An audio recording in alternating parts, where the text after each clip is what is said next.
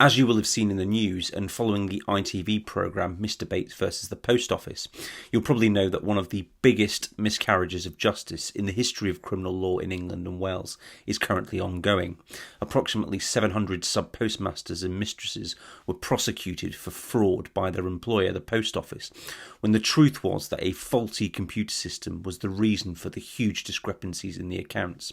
In this video, I'm going to take just a few minutes to explain what happened, why these people were prosecuted, and talk about why the Post Office was able to prosecute people for these alleged crimes rather than the Crown Prosecution Service. Now, if we go back to 1999, the Post Office introduced a new IT system named Horizon.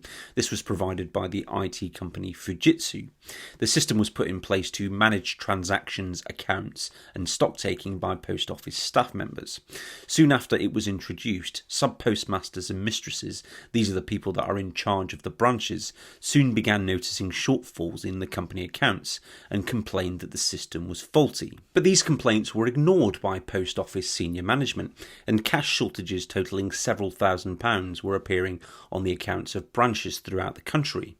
The same sub-postmasters and mistresses who were complaining that the systems were faulty were then finding themselves blamed for the cash shortfalls.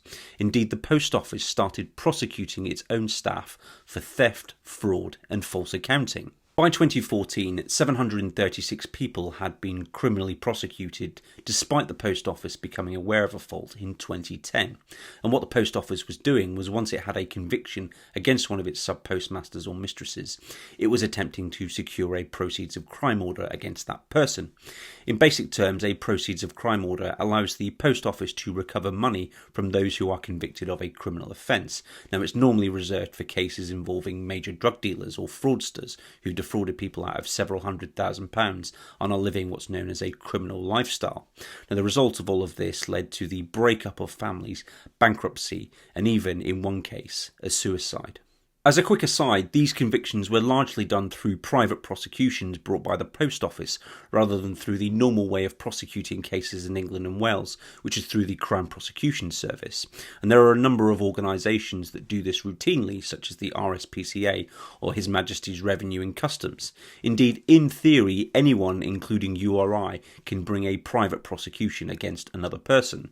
Now, the power to conduct a private prosecution was preserved when the Crown Prosecution Service was established under the Prosecution of Offences Act in 1985, and Section 6.1 of the Act retains a person's right to bring a private prosecution, which is how the Post Office conducted the vast majority of the prosecutions against their staff. Now, if we go back to this case and fast forward to 2014, a forensic accountant group called Second Sight investigated the Horizon system and deemed that it was not fit for purpose. But this was ignored by the Post Office, who stated there is absolutely no evidence of any systemic issues with the computer system, and published its own report clearing itself of any wrongdoing. In 2017, a group of sub-postmasters launched legal action against the Post Office in the High Court, and on the 15th of March 2019, the judgment found that software errors and defects did exist, and it was possible for these to cause the apparent discrepancies or shortfalls in branch accounts or transactions,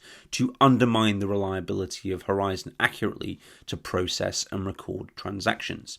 Judge Peter Fraser found that this had happened on numerous occasions and found in favour of the sub-postmasters and mistresses.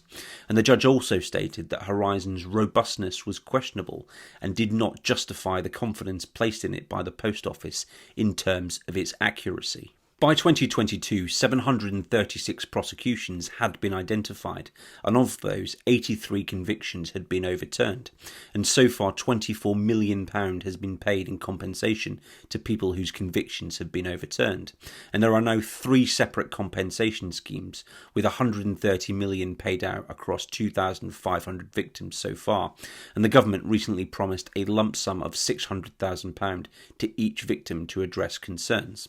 As for what could happen next, the Metropolitan Police has confirmed it is investigating the Post Office over potential fraud offences after the handling of the Horizon IT scandal, and that investigation is ongoing, and it could take some time before any action is taken against any individual. The government has also announced that it is looking into ways to issue blanket quashings of anyone convicted due to the discrepancies of Horizon. One thing is for sure though, this whole saga will be remembered as one of the biggest miscarriages of justice in the history of criminal law in England and Wales. That's all for this video. I hope you found this quick overview useful in understanding what's happened. If you do want to do some further reading on this, then I'll put a couple of links in the description for you to look at. If you did like this video, then please do consider giving it a like. And if you'd like to see more from me, then please do subscribe to my channel. Thanks for watching. Take care.